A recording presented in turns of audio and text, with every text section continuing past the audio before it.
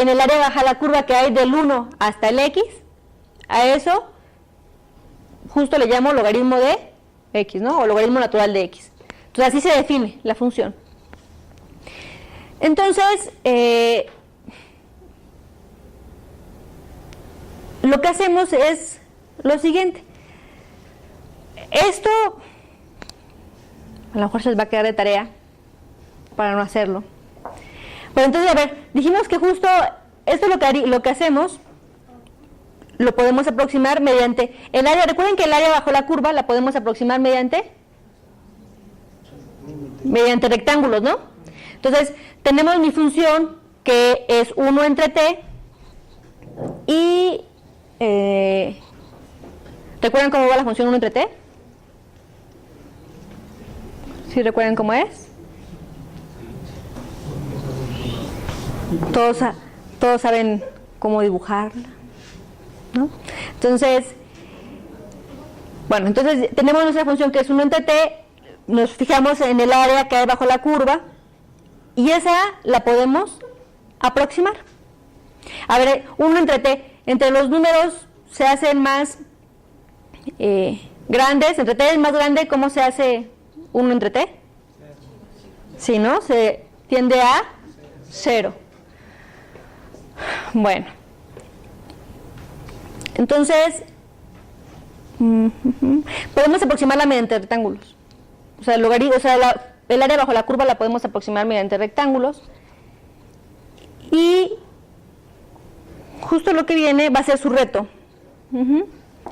Recuerden que cada semana tienen un reto dependiendo de la plática. Entonces el siguiente va a ser su reto. Entonces lo que estamos diciendo es que primero que el área bajo de la curva se puede aproximar con esos rectángulos. Entonces ese va a ser su reto. Su reto van a demostrar que justo el área bajo la curva de esa función tiene que ser menor o igual que toda esta suma. Y luego lo que estamos haciendo, si se fijan ahora, después decimos que esta suma tiene que ser menor que esto. ¿Esto qué es? Recuerden que esto es simplemente está denotando la suma de 1 entre m, donde m vive en el conjunto D. ¿Quién va a ser el conjunto D? Van a ser, aquí a lo mejor se ve un poco raro la notación, pero lo único que dice es que son todos los naturales que tienen divisores, que solo tienen divisores menores que x. O sea que si tienen, recuerden que todos los naturales se pueden poner como un producto único de primos. Entonces, se fijan en todos los naturales cuyos divisores solo sean menores que x, no otros, ¿ok? Solo sean menores que x. Y bueno, entonces esa tiene que ser menor que eso. Este va a ser su reto. Su reto va a ser demostrar que eso pasa. ¿Esa es la desigualdad del triángulo? No. Bueno, entonces, como va a ser su reto, ¿a todos les queda claro qué es lo que tienen que demostrar con ese D? ¿Se recuerdan? ¿Sí? ¿Les queda claro? No, ¿les queda claro quién es D? El conjunto de todos. ¿Sí o no? Recuerden, o sea, tenemos a X un fijo, ¿eh? Estamos definiendo algo para X, apenas estamos definiendo para X. Entonces, dado X fijo, me fijo en todos los primos menores que él. Y luego me fijo en todos los naturales que sean producto de ellos, de esos primos. Y a ese conjunto le llamo D. Es otra manera de verlo. Bueno, entonces ese va a ser su reto. Junto con esto. Todo se hace junto, pues. O sea, todo es lo mismo, todo viene así. Entonces, lo que dice, recuerden que tomamos M es un número natural que es producto de primos menores que X, nada más. Entonces yo lo puedo escribir de una manera única, siempre como producto de primos, pero recuerden que aparte esos primos son menores que X. Entonces esa suma que estaba ahí atrás resulta ser esta. Se lo voy a dejar bien explicadito para que lo sepan hacer en el reto, ¿no? Más. Pero bueno, no me quiero meter con eso, si no nos llevaríamos más tiempo demostrando cada una de esas igualdades. Pero bueno, entonces me tienen que creer, ¿no? Estos P's, esta suma que está aquí corre con los primos que son menores que X. Recuerden que este símbolo nada más quiere decir producto. Producto de primos que son menores que X de la suma de todas las potencias. O sea, ahí quiere decir 1 entre P a la 0 más 1 entre P a la 1 más 1 entre P a la 2, así, ¿no? Hasta el infinito. Bueno, ahora sí ya. Entonces, todo hasta ahí va a ser su reto. No tienen que saber más que solo sacar con sumas, ¿ok? Y factorizar y hacer cosas así. Bueno, entonces hasta ahí nos quedamos. Lo que vamos a hacer es convertir esta en algo que se pueda manejar mejor. Y vamos a ocupar una... ¿Cómo se llama? ¿Se me fue el nombre? ¿Sucesión geométrica? ¿Sí? ¿Serie geométrica? Serie geométrica. ¿Y no sucesión geométrica? Bueno, ahorita eso sí lo vamos a hacer todos. Entonces, a ver, entonces vamos a calcular cuánto vale todo este producto, ¿ok? Este es el lado un poco tedioso de toda la práctica, ¿ok? Pero bueno, lo tenemos que hacer. Entonces ya por eso no lo vamos a hacer todo esto, pero esto todo lo creen. Bueno, no lo tienen por qué creer, ustedes lo van a demostrar.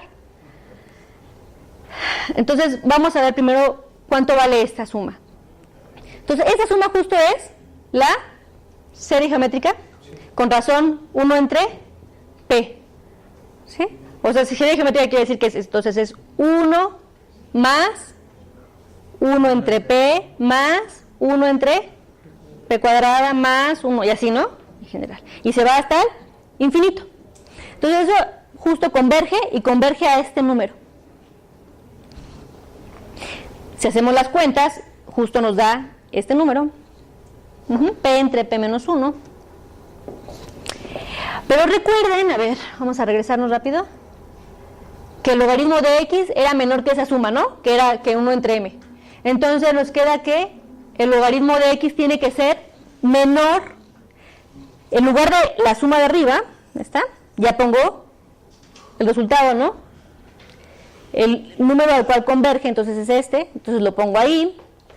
Y si se fijan, lo que estoy haciendo es que ya no estoy poniendo a P, aquí eran todos los P's que eran menores iguales que X, todos los primos menores iguales que X. Pero recuerden que nosotros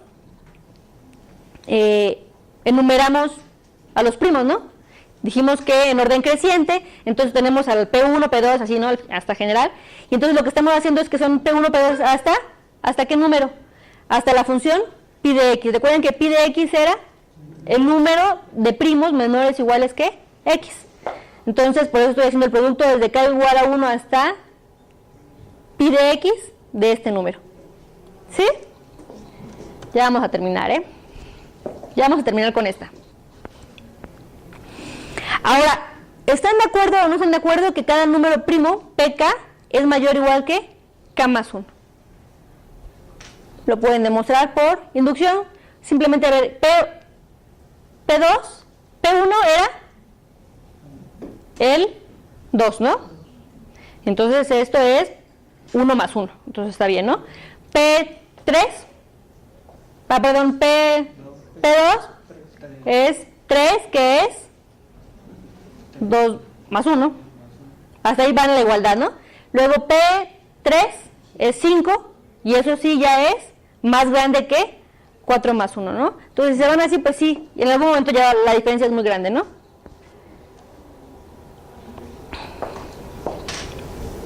Otra manera de verlo, pues recuerden que no todos los números son primos, ¿no? Entonces va a empezar a haber brincos más grandes. Pero bueno, entonces lo que voy a hacer es acotar a este producto. Lo vamos a acotar. Entonces, esta solamente estamos haciendo cuentitas, nos da 1 más pk menos 1, y esto ocupo esta desigualdad aquí, y justo que me da que debe de ser menor o igual que 1 más 1 entre k, y luego otra vez hago cuentitas, y esto es k más 1 entre k. Todo eso porque voy a seguir acotando logaritmo de x. Lo que queremos es acotar logaritmo de x. Entonces, en lugar de poner, recuerden que aquí teníamos el pk, ¿no? Todo eso, la suma. Entonces, el logaritmo se acota por este producto. Pero ¿este producto quién es? ¿Cómo estamos haciendo el producto? Es K más 1, entonces ¿cómo empieza? ¿Quién es el primer factor de eso? ¿Quién es el primer factor? Cuando vale 1, ¿no? Entonces te queda 2 entre 1, ¿no? El segundo factor, 3 entre 2, ¿no? El siguiente, 4 entre 3, y así, ¿no? Hasta pi x más 1 entre pi x. Entonces, pues si se fijan, todos se van cancelando, ¿no? Para llegar, pues aquí, ¿no? Entonces esto me va a quedar pi x más 1. Entonces, la función logaritmo natural está acotada por pi x más 1.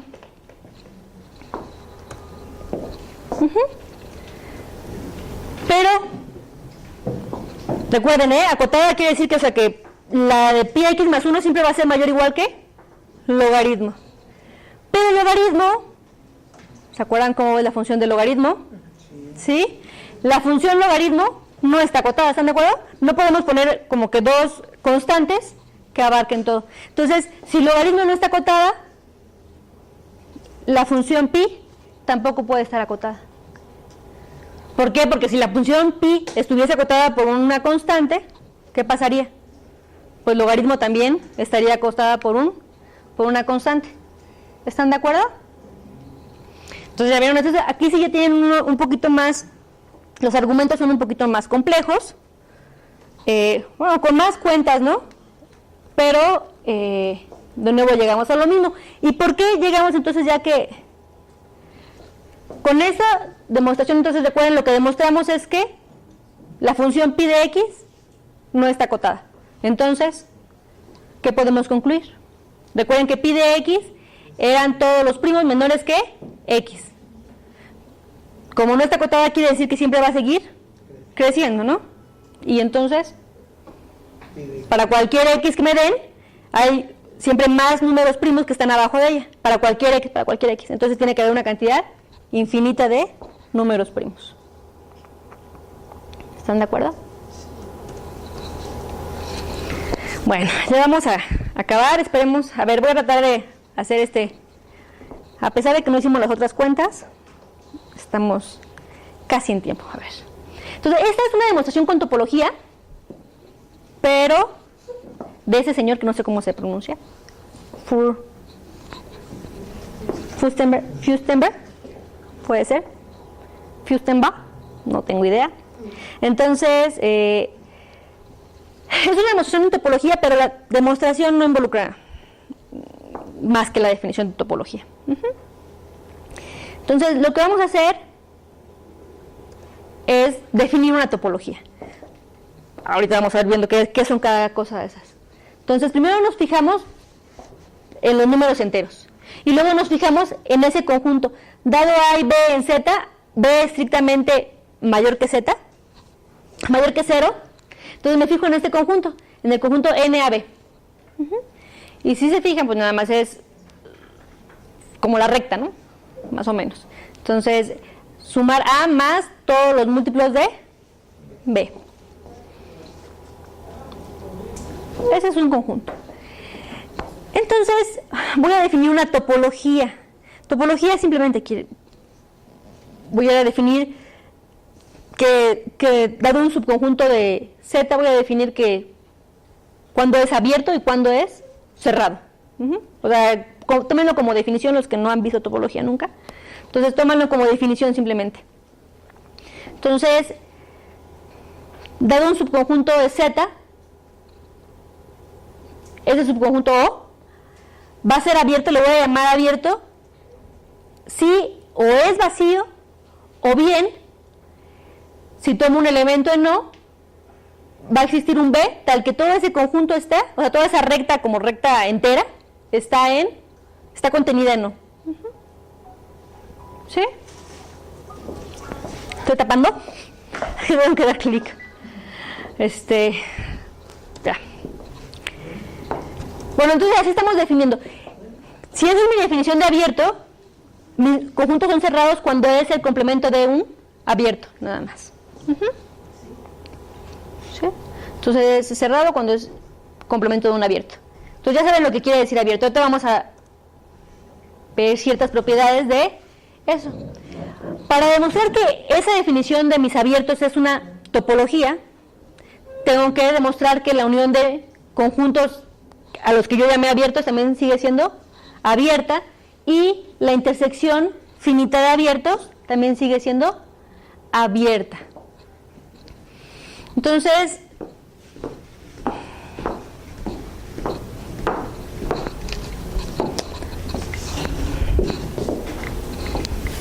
dejé el borrador.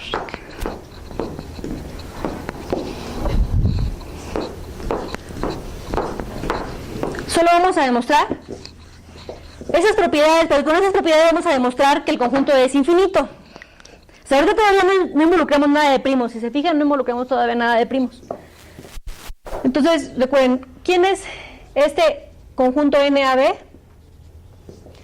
Son todos los números enteros de la forma ANB, tal que n está en z. Les digo que es como la recta, ¿no? Entera, más o menos. Y entonces, recuerden, le llamé abierto a este O, sí, para todo A en O existe un B en Z, tal que este conjunto está contenido ahí. Entonces, que la unión de abiertos sea abierta, pues claro, se puede ver fácilmente que la unión de abiertos es abierta, porque si yo tomo una unión de conjuntos, así le voy a llamar OI, todo esto es una colección de abiertos, ¿ok? La 1, y si yo tomo un elemento aquí, ¿recuerden qué quiere decir que el elemento viva en la unión?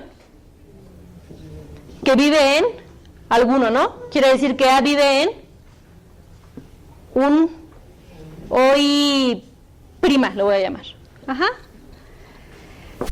Pero sabemos que este es abierto, ¿no? Entonces existe un B en Z tal que todo este conjunto está contenido en OI prima, ¿no? Pero la unión de conjuntos es simplemente juntar todos los conjuntos. Entonces este conjunto en particular está contenido en la unión de todos los OIs. ¿Sí? ¿Están de acuerdo? Vamos a demostrar entonces, bueno, con este demostramos el primero, que la unión de abiertos es abierta. Y entonces nada más para el otro, ya no voy a hacer los detalles, entonces si lo quieren hacer, es que yo tengo que demostrar que si yo tomo dos abiertos, O1 intersección O2, también es abierto. Entonces O1 es abierto, O2 es abierto. Entonces tengo que demostrar que esto es abierto. Recuerden, abierto simplemente quiere decir que contiene a uno de estos. Entonces tomo un elemento aquí y tengo que encontrar un B que este conjunto esté contenido en la intersección. Bueno, entonces para que esté contenido en la intersección tengo que encontrar ese. Yo ya sé que está en O1 y en O2. Como está en O1, ¿qué debe pasar? Existe un B1 tal que todo este conjunto está contenido en O1. Existe un B2 tal que todo este conjunto está contenido en O2. Entonces nada más hay que notar, entonces también se les va a quedar de tarea, ese no es el reto, pero se les va a quedar de tarea porque ese sí está muy sencillito, ver que el conjunto NA y luego en lugar de B, el B que proponemos es B1 por B2 está contenido en la intersección. Entonces comprueben que este conjunto está contenido en la intersección y entonces ya lo que estamos diciendo es que para ese A encontramos este B tal que este conjunto está contenido en la intersección y por lo tanto este conjunto es abierto. Entonces me voy a apurar porque si no, no van a ver de dónde se involucran los primos, ¿no? Yo nunca había visto esta demostración, o sea, esta me pareció muy interesante porque nunca la había visto, ¿no? Bueno, entonces, Como comprobamos el 1 y el 2, pues sí es una topología. Y además podemos ver que cualquier abierto no vacío es infinito, ¿no? Porque ya vimos que todos los abiertos contienen a esos NAB, ¿no? Y esos NAB son conjuntos infinitos, son como rectas, ¿no? Como rectas, como los puntitos de las rectas. Entonces son infinitos, entonces todos los abiertos son infinitos, bueno, excepto el vacío, ¿no? Porque recuerden que también el vacío era abierto. Entonces, todos son infinitos.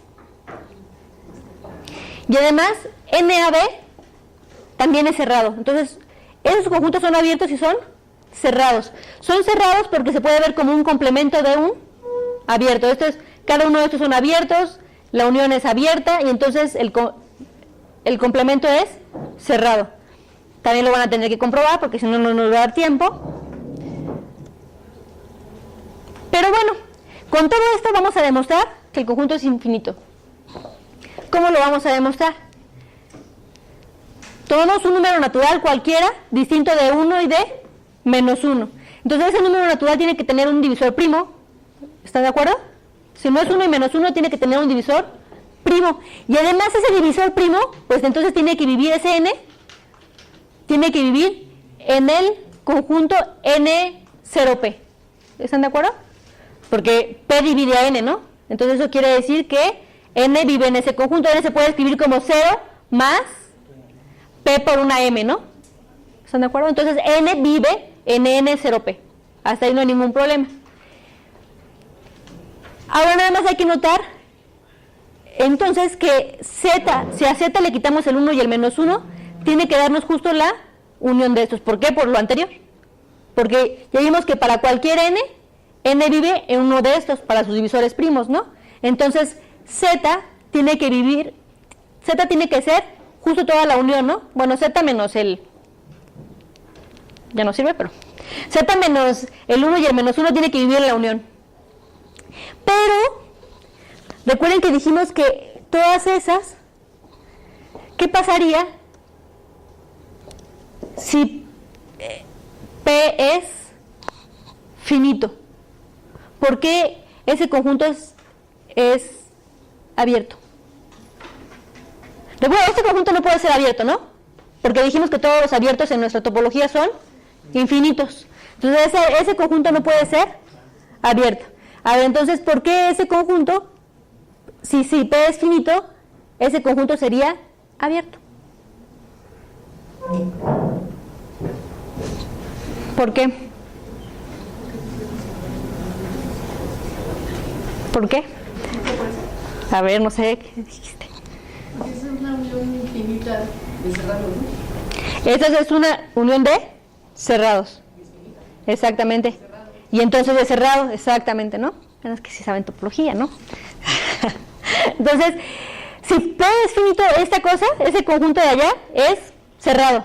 Y entonces, el 1 menos 1 sería un complemento de cerrado, entonces sería abierto. Lo cual no puede ser porque todos los abiertos son infinitos. Entonces, si se fijan, se involucraron todavía más cosas. Entonces, ya no me doy tiempo de ver la última demostración, porque ya se fueron. Y esa también está, pero también está media larga, ¿no? Pero no, bueno, está un poco larga, pero está muy fácil de entender también, ¿no? Tiene ideas como la anterior, la del logaritmo. Y bueno, todos lo vamos a subir a la página para que, si la gustan, analizar y terminar. Bueno, pues le damos las gracias a Cecilia.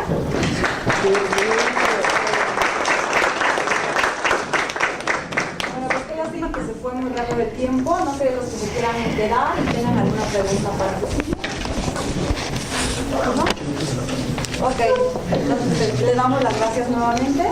Recuerden que vamos a subir la presentación de Cecilia al site. Ajá.